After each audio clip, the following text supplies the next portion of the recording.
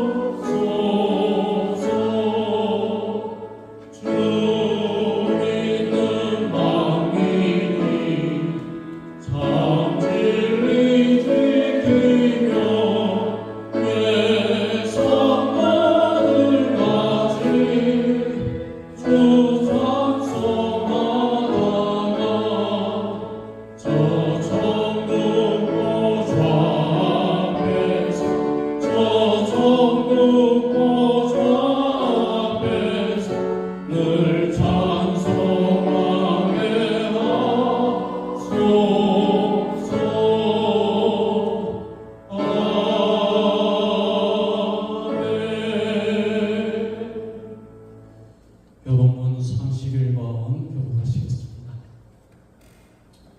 교동문 31번 63편입니다. 하나님이 일어나시니 원수들은 흩어지며 연기가 불려 가듯이 그들을 몰아내소서.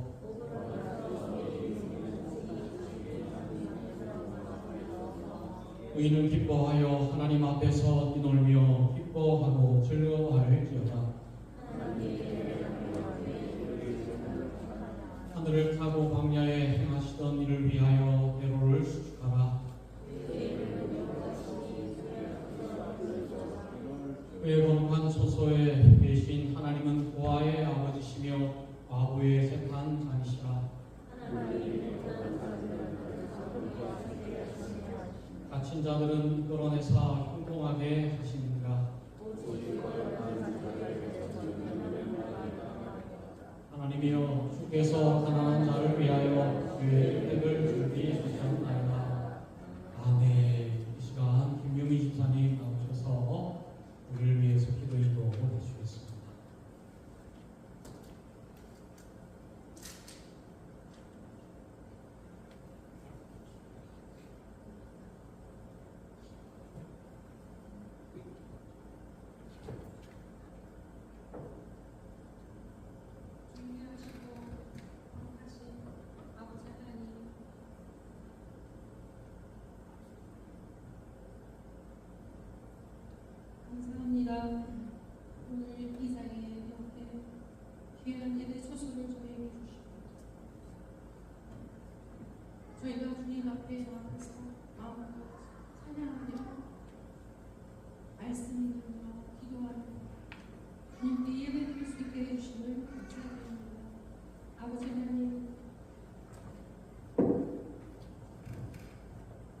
지난 일주일만 살 때에도 주님께서 함께 하셨사오며 저희를 축복해 주시고 저희를 이리저리 살펴주시며 필요한 것을 공급해 주시고 또 부족한 것들을 채워주시며 숨쉬게 하시고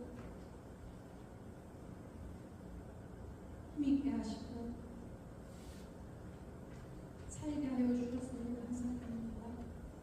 아버지, 주님께서는 주의 모든 것을 저희를 위하여 아들을 아끼지 아니하시고 독생자까지도 아끼지 아니하시고 우리를 위하여 다 주셨거든요. 아버지 하나님, 저희는 또 이 땅에서 살면서 이 땅의 공주 권세자의 속임과 계략과 대책을 항상 해주며 저희들이 살아왔습니다. 아버지 하나님, 이 시간에 고백합니다. 하나님을 사랑하고 이웃을 사랑하라고 하셨지만 저희들은 모든 결정을 내 마음으로 내 생각 먼저 앞세우고 하나님을 기준으로 미뤘습니다. 용서하여 주시옵소서. 아버지 하나님, 하나님의 크신 뜻을 모르고 항상 반역하며 항상 불평하며 저희들이 살아왔습니다. 용서하여 주시옵소서. 아버지 하나님, 저희들 이웃을 사랑하라고 하셨지만 내 몸은 늘 사랑하면서 내 몸은 제일 처음으로 챙기면서도 이웃은 그러고도 못하고 정말 이웃이 무엇이 필요한지 알지도 못하며 저희들이 살아가고 있음을 고백합니다. 주님, 용서하여 주시옵소서. 내가 가장 나아 보이고 내가 가장 으뜸이어야 하고 다른 사람보다 내가 조금 더 나아야 하고 하나님, 저희들은 늘 저희 마음에 악이 함께 있습니다. 주님, 저희의 죄를 용서하여 주시고 이 시간에 예수님의 보혈로 저희를 도우시사 저희를 용서하여 주시고 저희가 주님의 뜻 안에서 기쁨으로 주님을 섬기며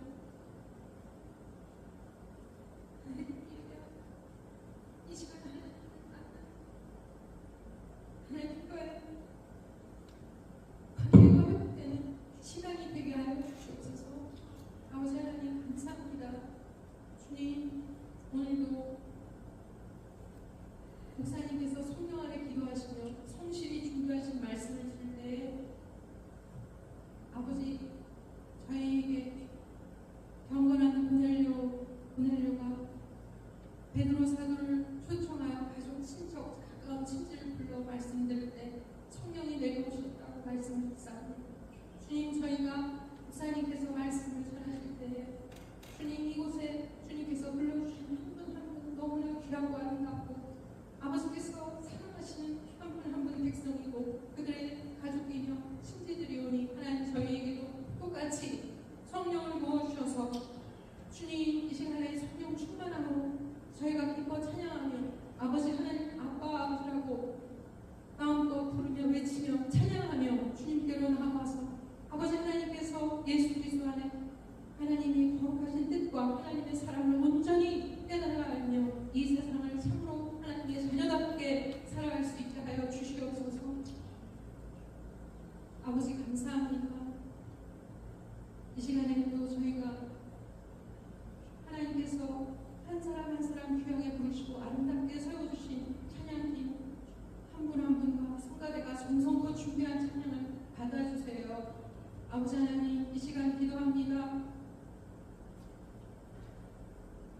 우리 박기우 목사님, 문소영 사모님, 또 우리 자녀분들 주님 먼저 영육간에 강건하게 하셨고 필요한 모든 것을 채워주시며 아버지, 주님께서 부르시고 세워주신 것과 같이 항상 도와주시고 지치지 않는 힘과 용기를 주시오며 목사님을 보좌하고 함께 일할 많은 성도들을 보내주셔서 아버지께서 나아가 사랑하는 교회를 향하신 선하시고 온전하신 계획들이 잘 이루어지게 하여 주시옵소서. 아버지 하나님, 감사합니다. 나아가 사랑하는 교회 성도들을 축복해 주세요. 가정들을 축복해 주세요. 먼저 각 가족들이 구원받게 해주세요. 아버지, 기도응답, 기도의 제목들이 있습니다. 아버지, 마음에 간절히 원하는 소망들이 다 있습니다. 아버지, 응답해 주세요. 아버지, 그리고 경제적인 안정을 주시고, 아버지 하나님, 비자가 열리게 하시고 영주권이 해결되게 하여 주시옵소서. 아버지 하나님 감사합니다. 아버지, 우리의 자녀들이 있습니다. 우리의 자녀들이 말씀으로 양육받아야 할 것이 아니었나이까. 아버지, 중고등부 청년부 예배가 시작되게 하여 주시옵소서. 아버지 감사합니다. 10월 13일에 있을 입교와 세례, 또 유아 세례, 아버지 받는 모든 분들 주님 기억하여 주시고 축복해 주셔서 마음들이 주님 앞에 아름답게 준비되게 하시며 아버지의 은혜가 임하는 귀한 예식이 될 수 있도록 축복하여 주시옵소서. 아버지 하나님 감사합니다. 주님, 이 교회를 또 저희에게 이 교회를 인도해 주신 하나님의 뜻이 있음을 감사드립니다. 그레이스 교회 아버지 마이크 목사님과 사모님, 성도들을 위로하여 주시고 축복해 주세요. 아버지 하나님, 우리가 살아나고 우리의 뿌리가 있는 조국 대한민국을 늘 기억하여 주시고 아버지 하나님, 죄악을 용서하여 주시며 아버지 하나님의 자녀들이 늘 깨어서 기도하고 하나님의 늘 성령이 함께 하시는 귀한 나라가 될 수 있고 제사장 나라가 될 수 있도록 붙들어 주시옵소서. 아버지 하나님 감사합니다. 캐나다의 신실한 크리스찬 유정자들을 다시 세워주시고 아버지 하나님 평안을 붙들어 주시옵소서. 아버지 하나님 감사합니다. 온 세계 선교사들이 그 나아가는 삶과 그 한 걸음 발걸음에 아버지 하나님 함께 해주세요. 아버지 하나님 감사합니다. 공산 치하에 있는 아버지 북한과 중국 아버지 어려운 가운데 있는 주님 나라들을 기억하여 주시고 그 공산 치하가 공산당들이 무너지며 아버지 하나님 속히 그곳에 복음이 전파되고 속히 하나님의 나라가 그곳에 임할 수 있도록 역사하여 주시옵소서. 아버지 하나님 감사합니다. 다 구하지 못하였사오나 주님께서 모든 것을 아시오니 주님께 모든 것을 의탁드리고 예배의 시종을 주님께 의탁드리오며 이 모든 말씀을 오직 우리 주 예수 그리스도 나아가라 사랑하는 교회의 머리가 되시는 예수님 이름으로 감사드리오며 간절히 기도드리옵나이다. 아멘.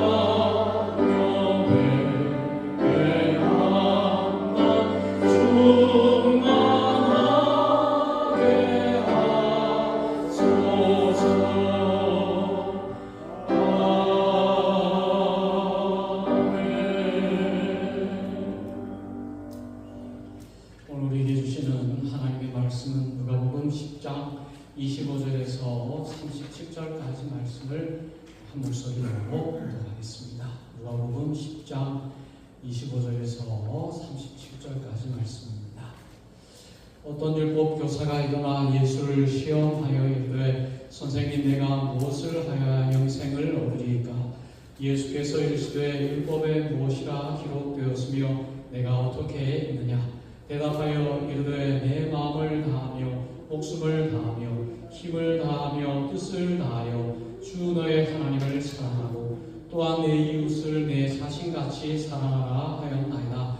예수께서 이르시되 내 대답이 옳다. 이를 행하라. 그러면 살리라 하시니 그 사람이 자기를 옳게 보이려고 예수께 여짜오되 그러면 내 이웃이 누구니까?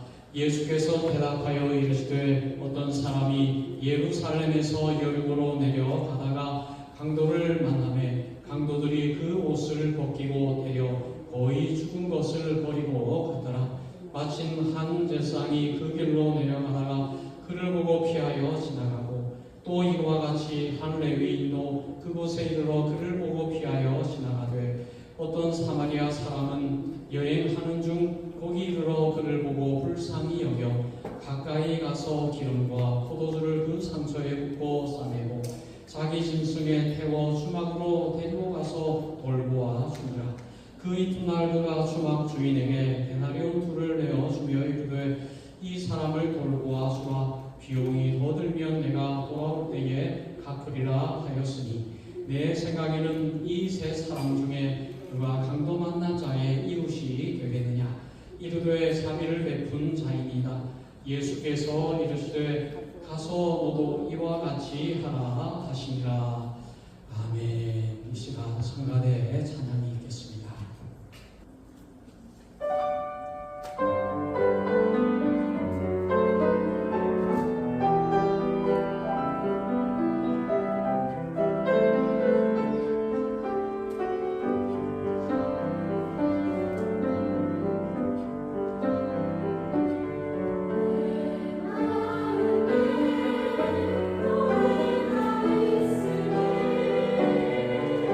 세상에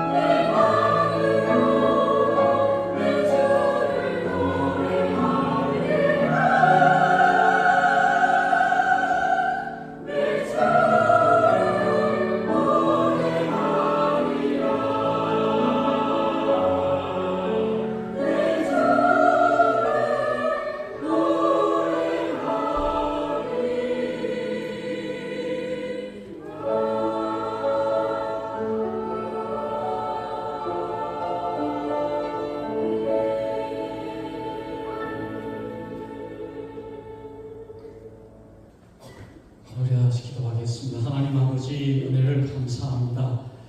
오늘도 우리에게 찬양할 수 있는 입술을 주시고 또 하나님의 말씀을 들을 수 있는 귀를 허락하여 주시고 또 그 말씀 앞에 순종할 수 있는 손과 발을 허락하여 주셔서 주님 기쁘시게 하는 삶을 살아가게 하시니 감사합니다. 오늘도 하나님 우리에게 베푸신 이 귀한 말씀, 나에게 주신 약속의 말씀으로 믿고 말씀 따라 순종하며 살아갈 때에 이 말씀이 우리의 삶 가운데 역사하는 귀한 말씀 되어질 수 있도록 많이 도와주옵소서. 성령께서 이 시간 말씀으로 임하여 주셔서 성령 충만하여 귀한 말씀 깨달을 수 있도록 감화 감동의 은혜를 허락하여 주옵소서.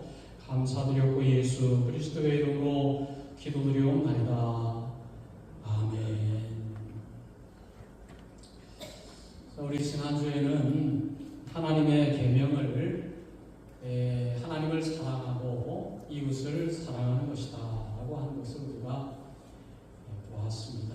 하나님을 사랑하고 이웃을 사랑하는 것이 성경의 핵심이요 우리 기독교 사상의 요약입니다. 그리고 십자가야말로 하나님의 사랑과 이웃을 사랑을 상징하고 있다라고 말씀을 나눴습니다.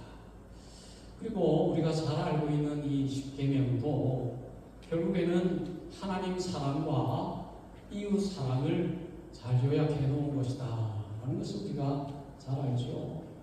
제가 한번 읽어보겠습니다. 이 십계명 기억하시겠지만 첫째 계명 너는 나 외에 다른 신들을 내게 있게 말지니라.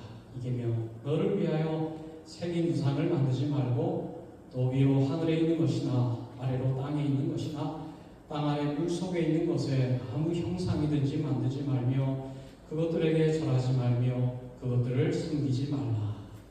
세 계명입니다. 너는 너의 하나님 여호와의 이름을 망명되이 일컫지 말라.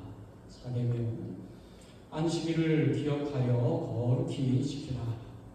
5계명 내 이웃을 내 부모를 공경하라. 그리하면 너의 하나님 나 여호와가 내게 준 땅에서 내 생명이 길리라. 6계명 살인하지 말지니라. 7계명 간음하지 말지니라. 8계명 도적질하지 말지니라. 9계명 내 이웃에 대하여 거짓 증거하지 말지니라. 10계명 내 이웃의 집을 탐내지 말지니라. 내 이웃의 아내나 그의 남종이나 그의 여종이나 그의 소나 그의 낙이나 무릇 내 이웃의 소유를 탐내지 말지니라. 우리가 이 10계명을 요약해 보면 1계명에서 4계명까지는 하나님을 향한 사랑에 대한 내용으로 이루어져 있습니다. 그리고 5계명에서 10계명까지는 타인에 대한 사랑, 이웃에 대한 사랑에 대해서 요약하고 있는 것이 바로 10계명이죠. 오늘 우리의 삶 속에서 정말 중요한 하나님의 계명, 하나님을 사랑하고 이웃을 내 몸과 같이 사랑하는 이 일에 대해서 우리가 최선을 다한다면 정말 하나님께서 영광을 받으시고 기뻐하시는 저와 여러분들의 삶이 될 줄로 믿습니다. 오늘 본문 말씀에 보면 여러분 잘 알고 있는 내용이에요. 선한 사마리아 비유라고 하는 이 내용이죠. 아마 예수님 안 믿는 분들도 이 선한 사마리아라고 하는 말은 다 들어보았을 것입니다. 아주 유명한 내용, 이웃 사랑에 대해서 이렇게 잘 설명하고 있는 그런 본문 말씀은 찾아보기가 좀 어려울 정도로 귀한 말씀이 아닐 수가 없습니다. 오늘 이 예수님의 선한 사마리아 비유가 등장하게 된 이 원인을 제공했던 인물이 있어요. 우리가 봉독했던 25절에 보면 어떤 율법 교사라고 하는 이 인물 때문에 예수님의 이 주옥 같은 이 선한 사마리아의 비유가 성경에 기록될 수가 있었습니다. 그런데 이 율법 교사는 좋은 의도를 가지고 예수님에게 질문을 한 것은 아니에요. 보면 예수를 시험하여 이르되, 예수님을 시험하기 위해서 질문을 했습니다. 좋은 의도가 아니에요. 예수님에게 시험을 주고 결국에 예수님을 오류에 빠지게 하고 넘어지게 하기 위한 목적으로 질문을 했다는 말씀이죠. 그 질문의 내용은 선생님, 내가 무엇을 하여야 영생을 얻으리까? 아주 중요한 내용이에요. 영생에 관한 내용입니다. 영생에 대해 내가 무엇을 해야 영생을 얻겠습니까? 어떤 행위를 해야 천국에 갈 수 있겠습니까? 라고 하는 질문이죠. 그때 예수님께서 대답을 하셔서 26절 말씀 우리 다시 한번 묵독하겠습니다. 26절 시작. 예수께서 이르시되 율법에 무엇이라 기록되었으며 내가 어떻게 읽느냐. 율법 교사가 질문한 그 질문의 내용은 율법적인 내용이었습니다. 어떻게 영생을 얻겠습니까? 어떻게 해야, 무엇을 해야 영생을 얻겠습니까? 그러니까 예수님께서 대묻지요.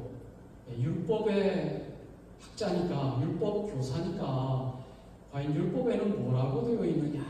이렇게 예수님께서 되물었습니다. 그때 이 율법 교사가 대답하죠. 27절 말씀부터 이렇게 쭉 보면 대답하여 이르되 내 마음을 다하며 목숨을 다하며 힘을 다하며 뜻을 다하여 주 너의 하나님을 사랑하고 또한 내 이웃을 내 자신같이 사랑하라 하였나이다.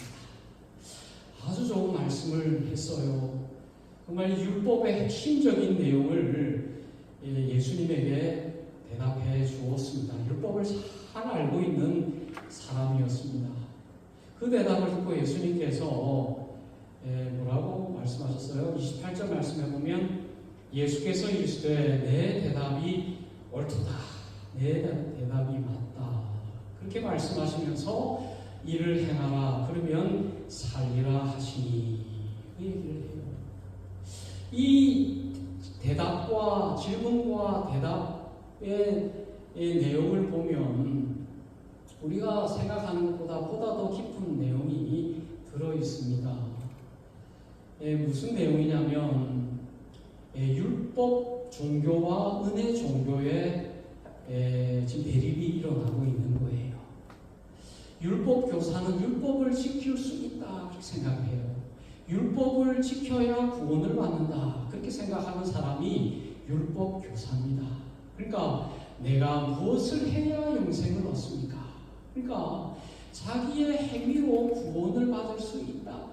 나의 행위로 영생을 얻을 수 있다라고 하는 행위 종교적인 내용으로 질문을 하고 있는 거예요. 그런데 예수님께서는 뭐라고 대답하고 있습니까? 내 대답이 맞다. 그 율법을 지킬 수 있다면 구원을 얻는 게 맞다. 그러므로 그대로 행해 보아라. 그러면 살 수 있을 것이다. 라고 하는 이 대답은 그 율법 교사를 인정하는 것처럼 보이지만 아주 냉소적인 대답이에요. 우리 예수님께서. 그래, 율법을 지키면 하나님을 사랑하고 이웃을 사랑하면 영생을 얻는 게 맞지. 너도 그렇게 행해 보아라. 그러면 살리라. 라고 하는 대답이에요. 그렇게 할 수 없다라고 하는 거예요. 하나님을 사랑하고 이웃을 사랑할 수 있겠느냐라고 하는 예수님의 또 다른 질문입니다. 여러분, 예수님의 그 신학의 핵심은 뭐예요? 행위로는 구원받을 자가 있습니까? 없어요.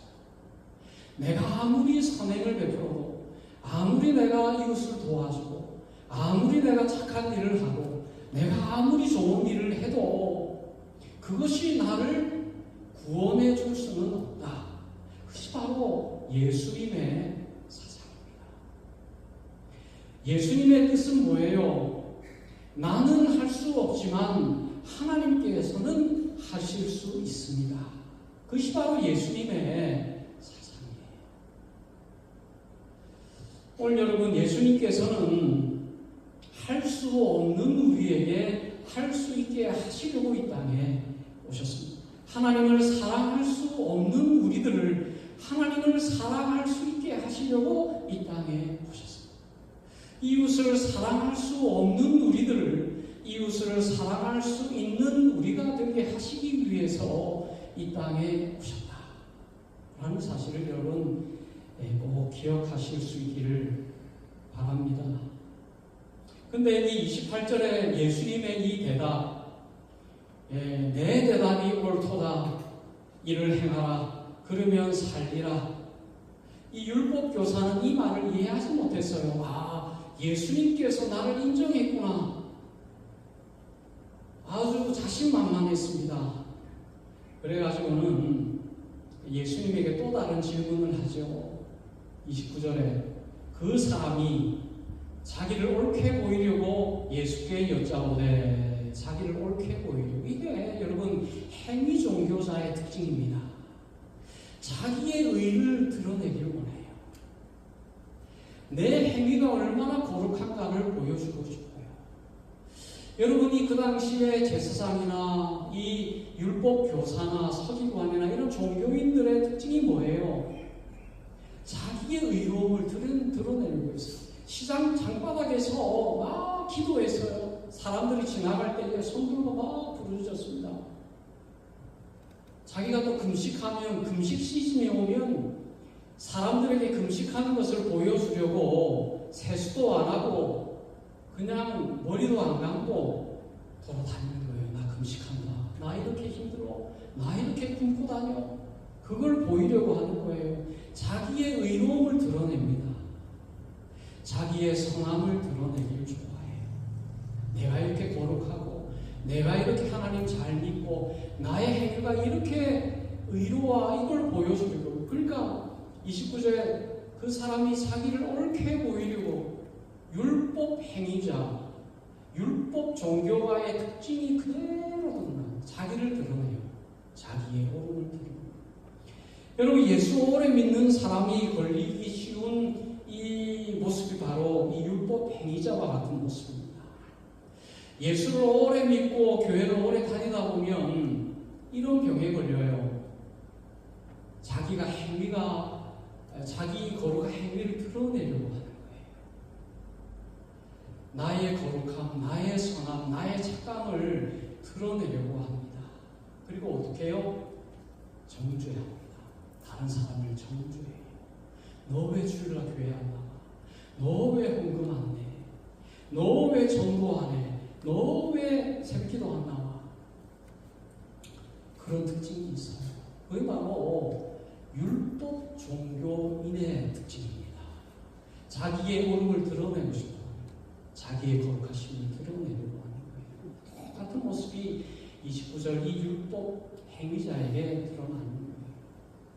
그러면서 예수님에게 질문한 그 질문의 내용이 뭡니까? 자기를 더 드러내기를 원했어요. 더 높임을 받기를 원했어요. 예수님, 그러면 내 이웃이 누굽니까? 일반적인 이웃의 개념은 구약시대 일반적인 이 설교가 시작도 안 했는데 벌써 2시간 안 돼가지고 어떻게 해야 되겠습니까? 이제 시작했는데 지금 벌써 2시예요. 이 꿈인지 생시인지 지금 어떻게 하면 좋겠습니까? 예배 조금 더 늦게 끝나도 될지 모르겠는데 허락해 주시면 한 5분 안에 설교를 끝내도록 하겠습니다. 괜찮으시죠?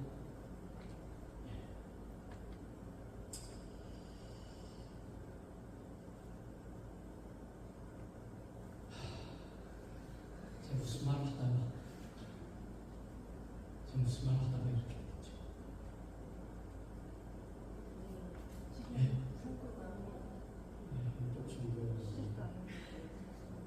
예? 우리 성도님 설교 잘 안 듣고 계시네. 제일 마지막 말을 지금 기억 안 하시고 지금 다 어디에 계십니까? 몸은 여기 계신데. 저도 깜빡깜빡해서 그렇습니다. 아무튼 여러분 그런 특징이 있다는 거예요. 그러니까 우리가 예수 안에서 우리가 기억해야 하는 것은 우리의 행위가 아니라 우리의 선함이 아니라 예수님의 선하심, 예수님의 은혜로 우리를 구원받을 수 있다. 가진 자나 안 가진 자나 배운 자나 배우지 못한 자나 동등합니다. 하나님 앞에 동등해요. 교회 나오면 동등해요.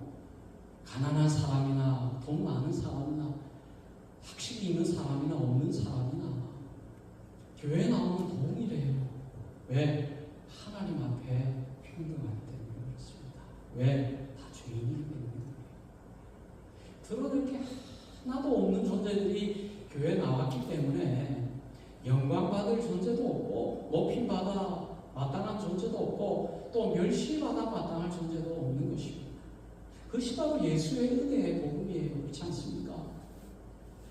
너희들이 복음을 하나님의 말씀을 지키는 율법자인데 율법교사인데 하나님 말씀 지키는 것이 얼마나 어려운 것인가를 예수님께서 지금 보여주고 있습니다.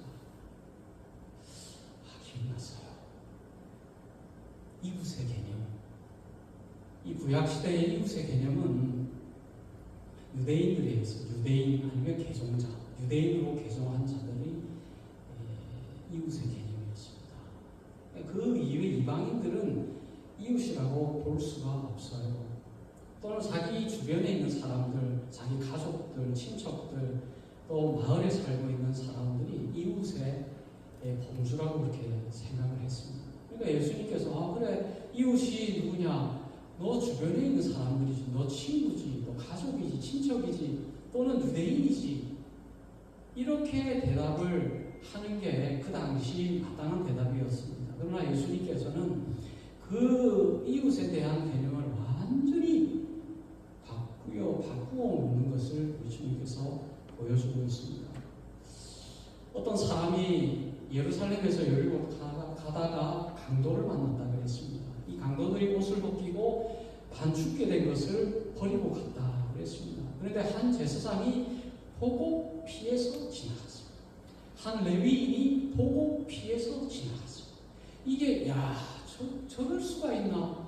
저 제사장이, 저 레위인이, 하나님 믿는 사람이 어떻게 저렇게 다 죽어가는 사람들을 방치하고 갈 수 있나라고 비판하지만 그 당시 상황이 굉장히 험악하고 두렵고 무서운 상황이었어요. 강도가 출몰하는, 언제 강도가 출몰할지도 모르는 그런 상황이었습니다. 공권력이 그렇게 지금처럼 있는 그런 시대가 아닙니다. 그러니까 레위인이 그 강도 만난 자를 보고 섣불리 다가갈 수 없었던 것이 강도가 주변에 있을지도 모르는 것이고 또 이 사람이 거짓으로 강도 당하는 것처럼 꾸며서 자기를 유혹하고 있는지도 모르는 거예요. 위험한 상황 속에서 이 제사장 레위인은 그렇게 판단하고 그 자리를 피했던 것이죠. 근데 어떤 사마리아 사람이 여행하다가 이 강도 만난 사람을 봤습니다. 똑같아요. 봤다 그랬습니다. 보고 그 사람에게 동정심을 느꼈습니다. 동정심을 불쌍히 여기고 가까이 가고 기름과 포도주를 바르고 자기 짐승에 태워서 주막으로 데리고 가서 밤새도록 돌봐주다가 그 다음날 데나리온 2개를 주면서 치료를 부탁하고 더 들면 돌아와서 내가 다시 갚겠다. 이제 그런 내용으로 이루어져 있습니다. 이런 비유를 말씀하시면서 예수님께서 율법 교사에게 질문하죠. 너의 생각에는 이 세 사람 중에 누가 강도 만난 자의 이웃이 되겠느냐? 그러니까 질문을 완전히 바꾸고 이 율법 교사는 예수님에게 예수님 그러면 나의 이웃이 누구입니까? 그렇게 질문했죠. 근데 예수님께서는 나의 이웃이 누구입니까? 라고 하는 질문을 바꾸어서 강도 만난 자의 이웃은 누굴까요? 라고 되묻습니다.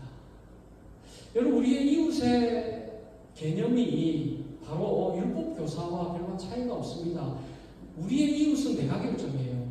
나에게 잘하는 사람, 나에게 친절을 베푸는 사람, 나에게 호의를 베푸는 사람, 나에게 도움을 줄 수 있는 사람, 친한 사람, 나에게 위로가 되는 사람, 나에게 도움이 되는 사람, 이런 사람들을 나의 이웃으로 두려고 해요.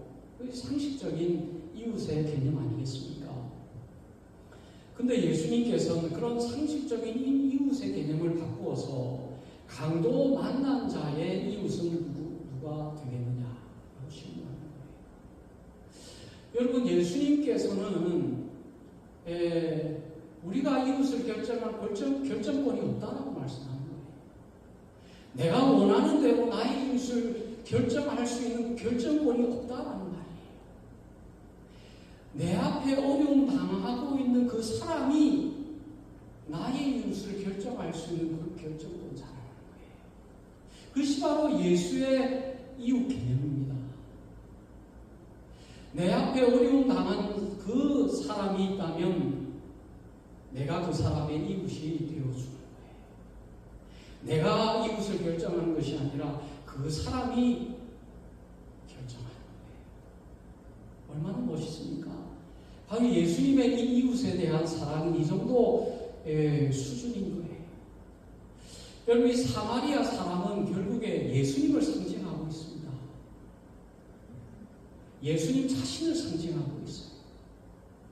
여러분, 예수님께서 이제 고난받기 위해서 이제 예루살렘으로 올라가고 있는 그 상황 속에서 이런 비유를 말씀하십니다.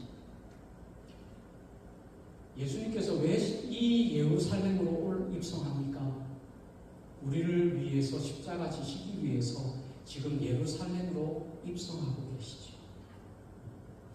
여러분, 오늘 이 사마리아 비유가 정말 우리에게 임하시는 그 예수님의 그 이웃 사랑을 보여주고 있다는 사실을 기억하십시오. 오늘 성경에 나오는 예루살렘은 에덴 동산을 의미합니다.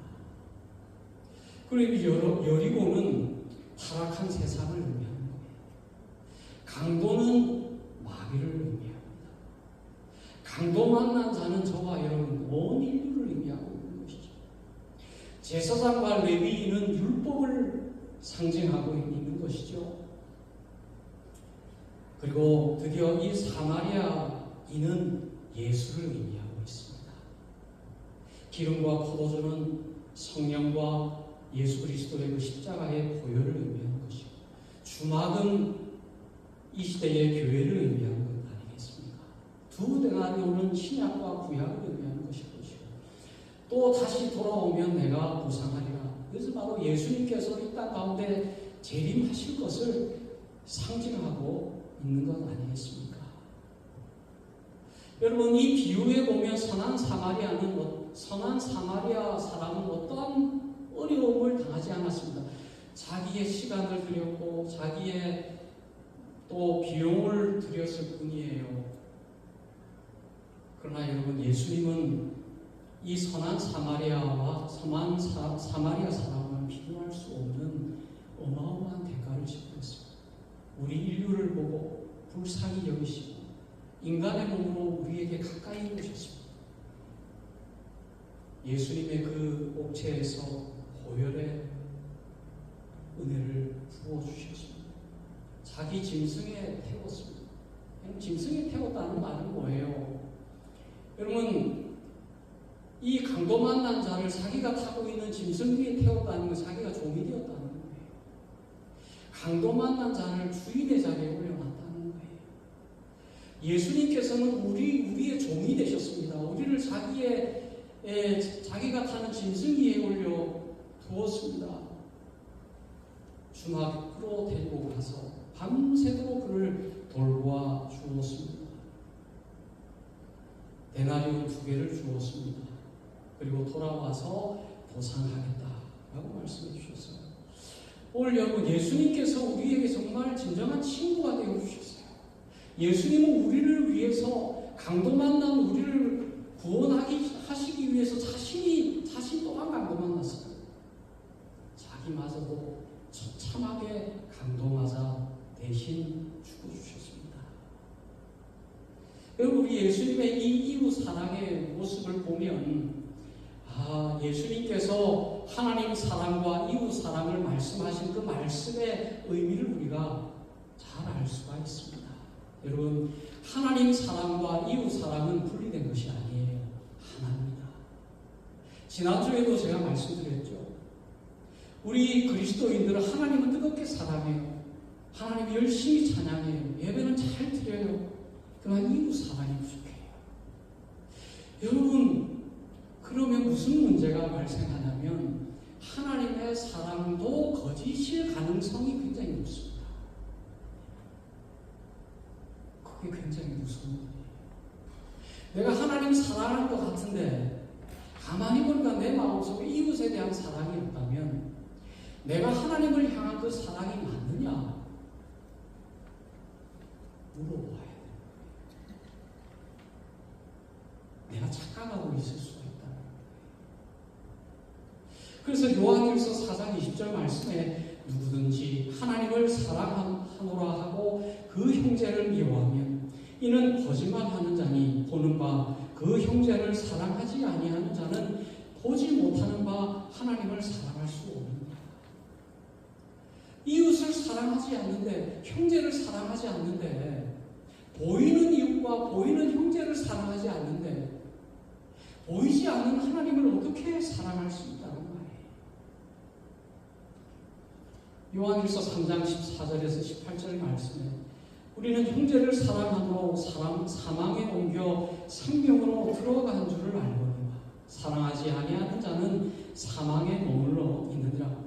그 형제를 미워하는 자마다 살인하는 자니 살인하는 자마다 영생이 그 속에 거하지 아니하는 것을 너희가 아는 바 그가 우리를 위하여 목숨을 버렸으니 우리가 이로써 사랑을 알고 우리도 형제들을 위하여 목숨을 버리는 것이 마땅하니라.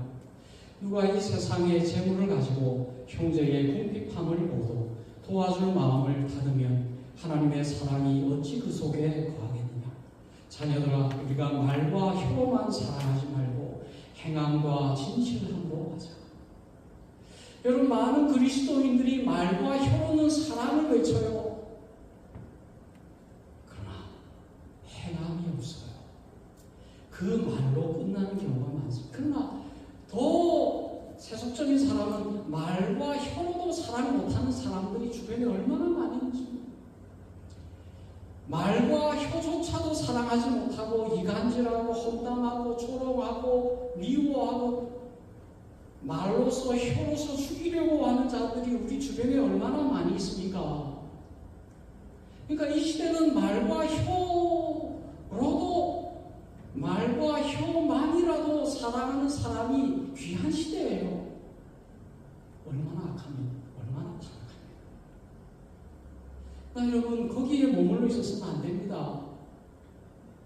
우리의 행함, 우리의 말과 언행이 일치함으로 진실함으로 사랑해야 된다.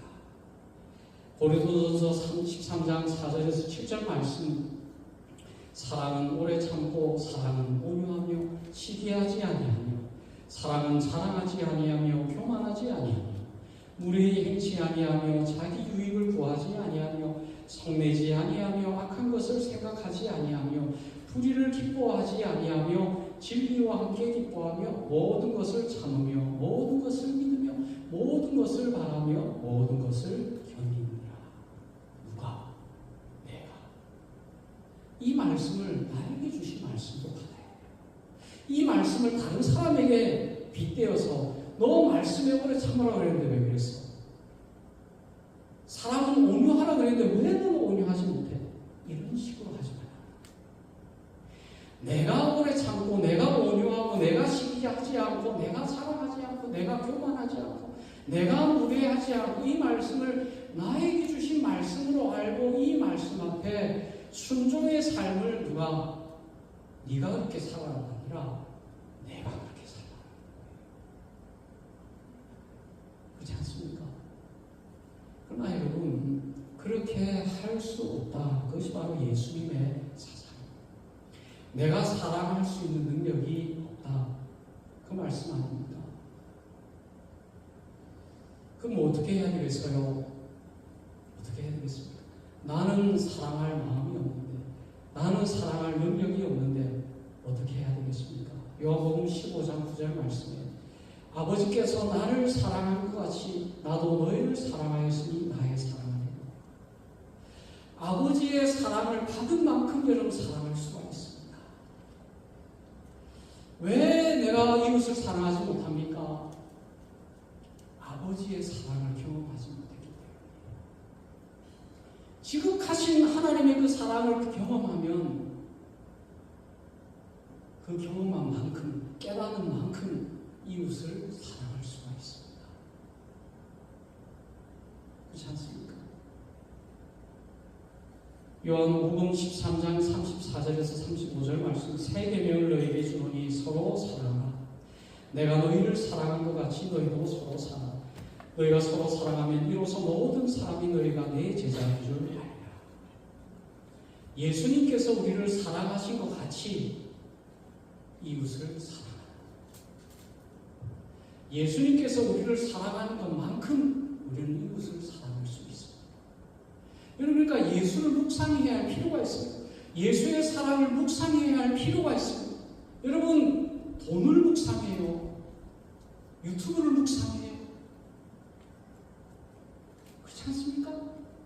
인터넷을 묵상합니다. 세상을 묵상합니다. 쾌락을 묵상하고 죄악을 묵상합니다. 그러나 예수를 묵상해야 돼요. 예수의 사랑을 묵상해야 됩니다.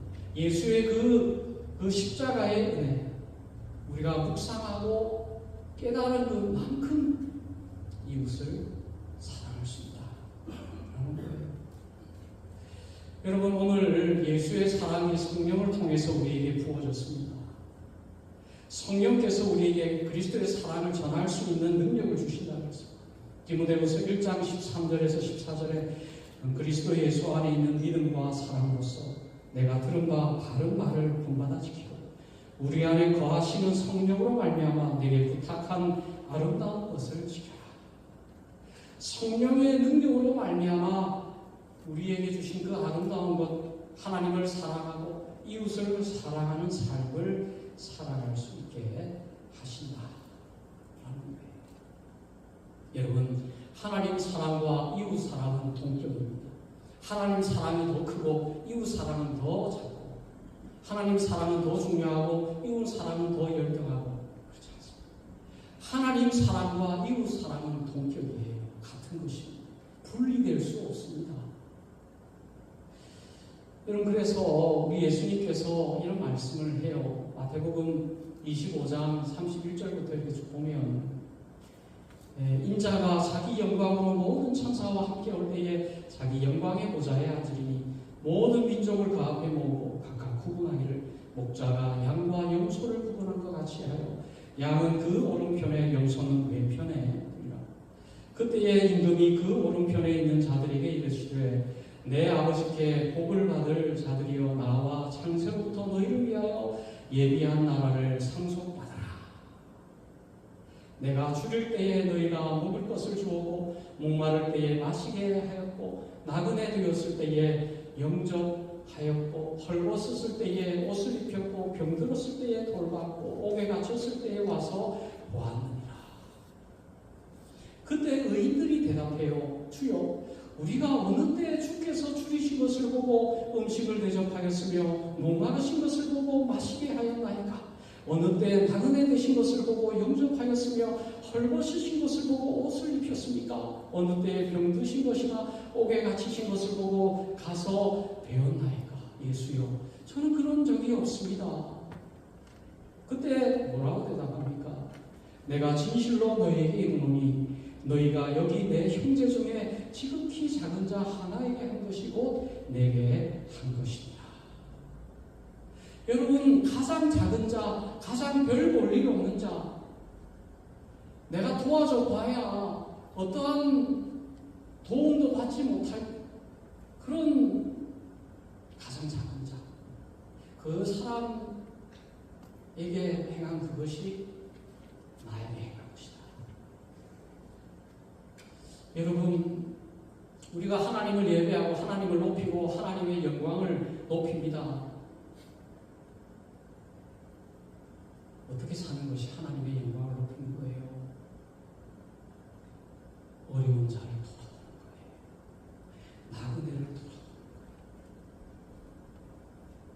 헐벗은 자를 도와주는 거예요. 그런 이웃을 위해서 나의 시간을 사용하고 나의 에너지를 사용하고 나의 마음을 사용하고 나의 물질을 사용해서 그를 보살피고 도와주는 것이 그것이 바로 하나님에게 하는 것이다 라고 말씀합니다. 마태복음 10장 42절 말씀, 누구든지 제자의 이름으로 이 작은 자 중 하나에게 냉수 한 그릇이라도 주는 자는 내가 진실로 너에게 이르노니 그 사람이 결단코 상을 잃지 아니하리라 하시니라. 가장 작은 자에게 냉수 한 그릇을 주는 자, 결코 그 상을 잃어버리지 않아요. 무슨 말입니까? 하나님께서 기억하고 계시다는 거예요. 여러분, 우리가 우리의 물질과 시간과 우리의 모든 것들을 이웃을 위해서 사용하면 나에게 손해가 된다고 생각하는 경우가 많아요. 아깝게 느끼는 경우가 많습니다. 절대 그렇지 않습니다. 하나님께서 보고 계시다. 마치 하나님에게 한 것처럼 여기시고 그를 위해서 상을 준비해 놓고 계신다.